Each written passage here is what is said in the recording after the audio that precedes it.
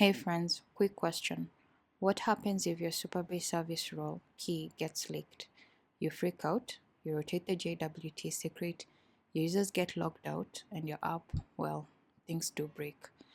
But what if I told you Supabase is solving this very problem with brand new API keys, and you need to migrate before October 1st, 2025, or risk downtime?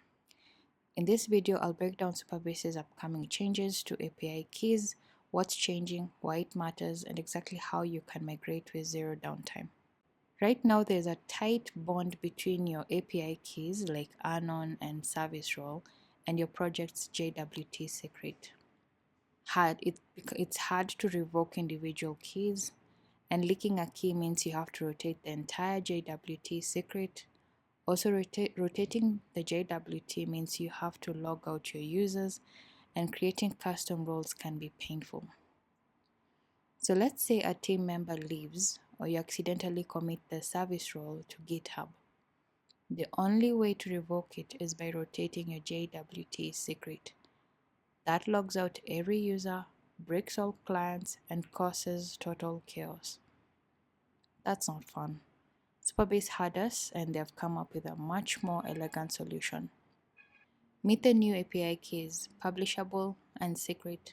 Supabase is moving away from using JWTs as API keys and switching to clean, revocable strings. These are inspired by Stripe's naming and they're way easier to manage. So you can now revoke individual keys. You can rotate them without logging your users out. You can also create custom keys with ease. So instead of a one-size-fits-all JWT that could blow everything up, you now have precise control and some peace of mind. So here's a critical timeline. So now our new projects get both old and new API keys, but on May 1st, 2025, new projects will only get new API keys. Then on October 1st, 2025, the legacy keys that we've been using in the past, they will stop working for all projects. So if your app is using anon or service role, it's time to plan your migration because after October 1st, they're toast. So let's look at how to migrate. First, you can update your .env file from using Supabase anon key to Supabase publishable key. Then also in instantiating the Supabase client, you get to now use the Supabase publishable key. Also, you need to update your backend to use the new secret key if needed. Then after all clients are updated, you can revoke the legacy clients in the dashboard.